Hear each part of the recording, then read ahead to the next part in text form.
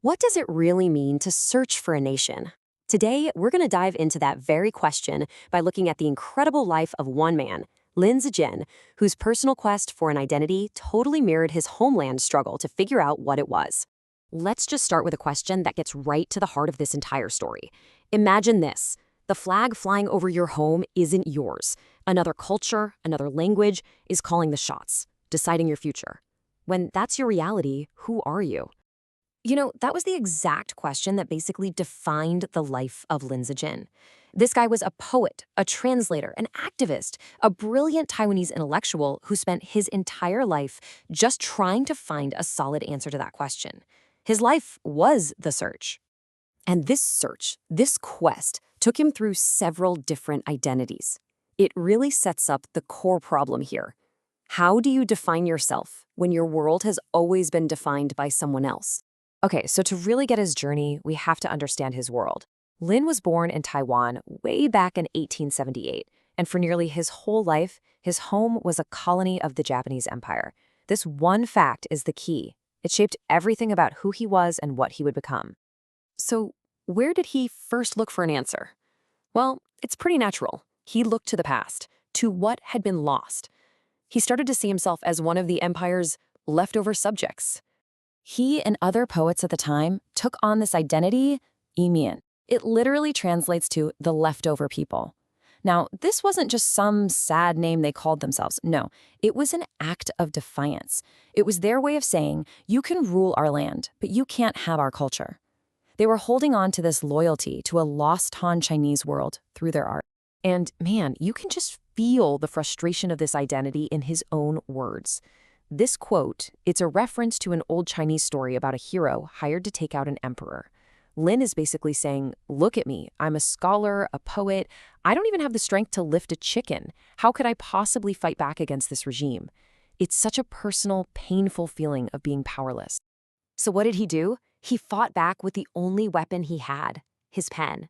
His early poems are just this incredible deep dive into memory. He's writing about ancient Chinese heroes, he's bringing up the history of Han Chinese rule in Taiwan, and he's memorializing the Republic of Formosa, this brave but failed attempt to resist the Japanese takeover. He was literally searching for his identity in the ghosts of the past. But clinging to the past can only get you so far. And then the world shifted. A new hope started to appear on the horizon, not from a dead empire, but from a potential future, a new China. So in 1912, the Qing dynasty, the very same dynasty that had handed Taiwan over to Japan, was overthrown, and in its place, the Republic of China. For Lin and so many others, this was an absolute game changer. It wasn't about being loyal to a fallen empire anymore. This was about the chance to belong to a modern, ethnic Chinese nation, a real country. And he didn't just sit around hoping. He went for it. He actually traveled to the new republic, and by 1914, he had officially become a Chinese citizen. It must have felt like he'd finally found his answer. But the dream started to crumble pretty fast. The homeland he found wasn't unified at all. It was a mess of warlords, political chaos, and infighting. His heartbreak is just so clear in this line of his poetry. He calls himself the South-Crowned Man, a man from Taiwan, and he's seeing that the divine land of China is so broken, so fractured, that there isn't even one single place to direct his loyalty. His second big answer to the identity question had just fallen apart. All right, so the past was a romantic memory, and the present, homeland, was a huge disappointment. So what's a guy to do? Lin did what a lot of intellectuals were doing at the time. He started looking outward, to the rest of the world. And you have to remember, the world was going through some major changes. World War I had just shattered the old European empires. New ideas like national self-determination were buzzing everywhere, getting colonized people all over the globe excited. And you had movements like the Irish War of Independence making headlines. A whole new conversation about freedom was starting. Lin, back in Taiwan, plugged right into this global conversation. He's thinking, okay, if the Chinese model didn't work out, maybe I can find a blueprint for a nation somewhere else. So he starts reading, translating, and writing about how other countries fought for their freedom. And the guy was just unstoppable. He wrote 5 different poems praising George Washington for turning down a crown to build a democracy. He translated a German history book, and this is so cool, he didn't just translate it, he added his own notes, using Germany's story to slam colonialism. And he got really fascinated by Ireland, writing essays that drew a straight line from their fight against the British to Taiwan's fight against Japan. So for decades, this was his life, searching, writing, and hoping.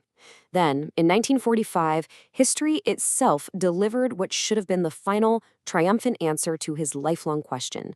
But it turned out to be an uneasy homecoming. Japan loses World War II.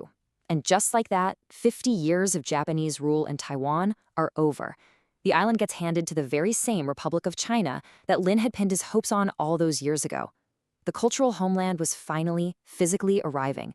For a man who'd waited his whole life for this, it must have felt like destiny. The hope, the dream, was for this amazing reunion, that the Taiwanese would be welcomed back as long-lost brothers, as equal citizens. But the reality was, well, it was a whole different story. The new government didn't show up with open arms. They showed up with suspicion, and they put in place policies that treated the local Taiwanese not like equals, but like potential traitors. I mean, just look at how twisted the logic was. This 1945 property law is a perfect example. Okay, so Koreans, who had also been under Japanese rule, were now legally considered foreigners from a liberated nation. Fine. Taiwanese, on the other hand, were legally designated as Chinese citizens. Got it. And yet, get this, the rule for getting your property back was the same for both. Their homes were confiscated, and they had to prove they weren't Japanese collaborators just to get their own stuff back. It makes no sense. Lin Zijin saw this hypocrisy with crystal clarity, and his words just cut right to the bone. He wrote, "The land is to be taken back, but the people are to be discriminated against." He's basically asking, how can you claim we're your people but treat us like the enemy? The homecoming he had waited for his entire life had turned into this deep, profound betrayal.